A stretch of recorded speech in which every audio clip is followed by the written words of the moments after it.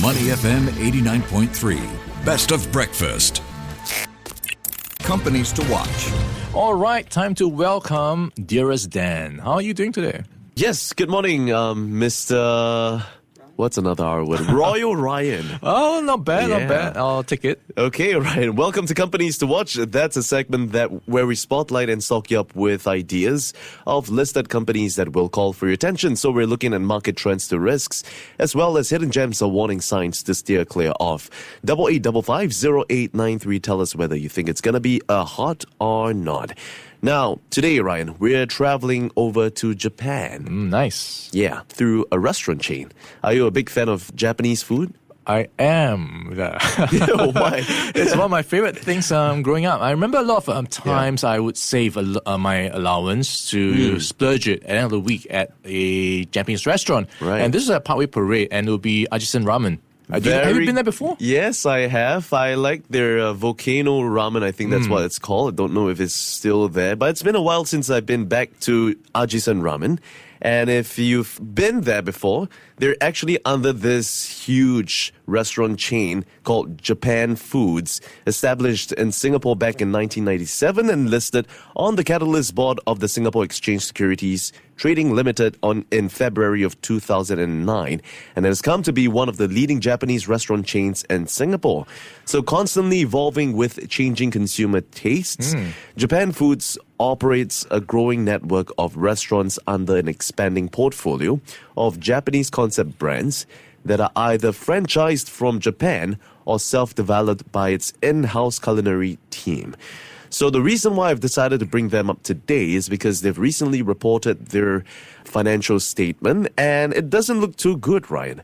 They reported a loss of $6.2 million for the second half ended March 31st of 2025.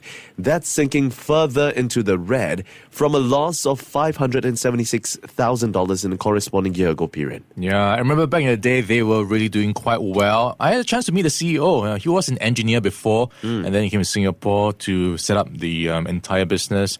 And they had this fruits paradise business they just started, which was actually quite good. Yeah. But of course, with how things have played out over the years, there has been so much competition.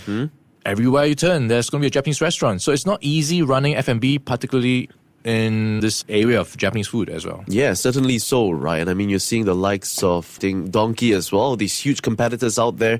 They're trying to get a slice of the pie. And that is what the group attributed to tough market conditions as existing brands including Yakiniku Shokudo, Ajisen Ramen and Menya Musashi generated lower revenue.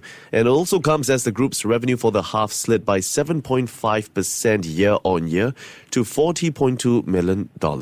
Loss per share for the period stood at 3.6 cents compared to a loss per share of 0.33 cents in the second half of financial year 2024. So the group obviously didn't declare a final dividend, despite declaring a 0.2 cents dividend per share in the second half of last year.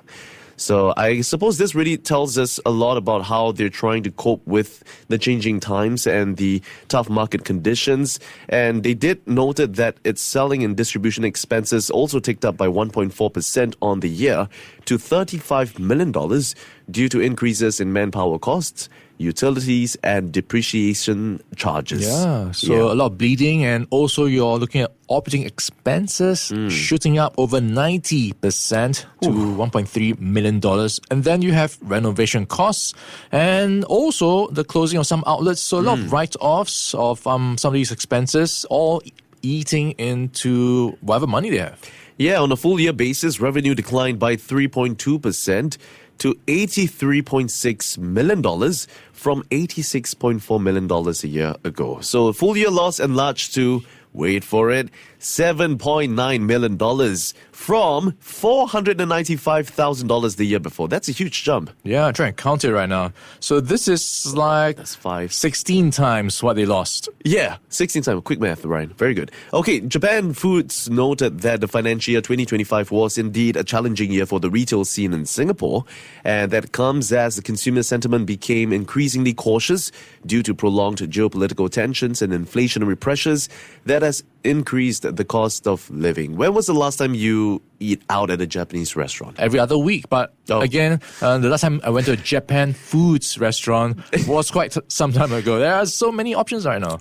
But yes, the group did add that in the F&B space, the fall in consumer discretionary spending, intense market competition from a continuous stream of new competitors, as well as the increasing costs of operations had toughened market conditions. And the CEO, Takahashi Kenichi, said that the group will continue to execute its turnaround strategy, such as rationalizing its brand portfolio to focus on more established and proven brands and not renewing or pre-terminating leases of non-performing outlets. Despite the company reporting losses of up to $7.9 million, it still remains debt-free, with cash and bank balances at $7.9 million. That's down from $11.5 million. So I guess this goes in some way to give investors that idea that they've still got some room or some space to play around with and wiggle around as they try to continue navigating in this increasing competitive space. So verdict for me, I'm probably going to go with a nod. Yeah, same here. It's a tough market, and right now I don't see any big changes in the pipeline that they are at least announcing. So maybe if they bring robots or something, really change the game, right? It's so tough right now, the Japanese food market. I think there's way too many to choose from, to be honest. So yeah, that would pretty much do it for our stock in focus, Japan Foods. Now, Ryan, to widen its customer reach, Japan Foods launched its first self-developed Japanese halal concept restaurant called the Tokyo Shokudo back in 2020.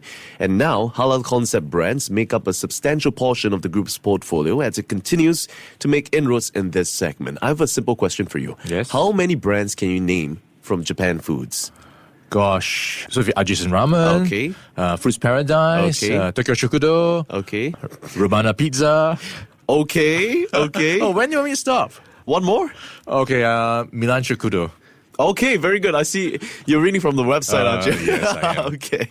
All right. So what did the sushi say to the bee? Wasabi. Oh, very good, Ryan. I've heard that one before. Okay, why don't sashimi get into arguments? I haven't heard that one before. What? Because they like to keep things raw, but respectful. Okay. Yeah. And that's all we have for Japan Foods. Before acting on the information on Money FM, please consider if it's suitable for your own investment objectives, financial situation, and risk tolerance. To listen to more great interviews, download our podcasts at audio.sg or download the audio app. That's AWEDIO, audio at the App Store and Google Play.